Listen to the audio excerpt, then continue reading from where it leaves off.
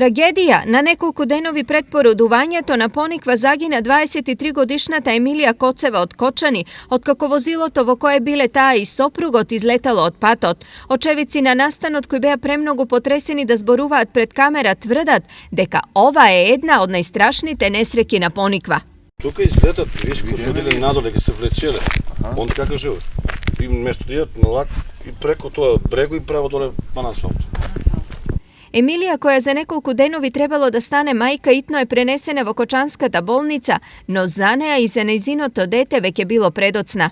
Направено е рутински гинеколошки преглед за да се официјално констатира смртта на мајката и на плодот во неа, додека нејзиниот сопруг со полесни повреди на главата со иницијали КА, 88 роден, пренесен во Штипската болница. Ова е местото каде смртта го пресретна младиот брачен пар и со себе ги однесе Емилија и нејзиното се уште неродено дете.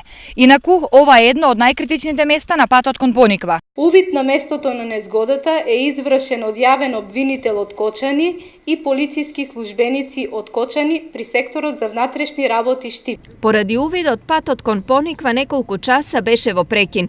И мене ми се јавија телефонски да кажам на некој ако возе да возе внимателно, пошто имало сообраќајка кај Белската кривина.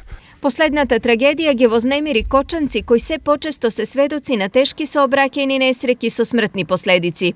Тоа е трагедија што го погодува целиот град. Бога ми трагедија е. Младите не размислуваат, брзо возат, мислат дека побрзо ќе стасат. Инаку Емилија и нејзиниот сопруг се венчале пред неколку месеци. Таа наскоро требало да дипломира на медицинскиот факултет во Штип, а тој што туку се вработил во рестартираниот Руен. Дента пред несреќата решиле да го искористат убавото време за неколку часа да поминат со пријателите во викендичка на Пониква.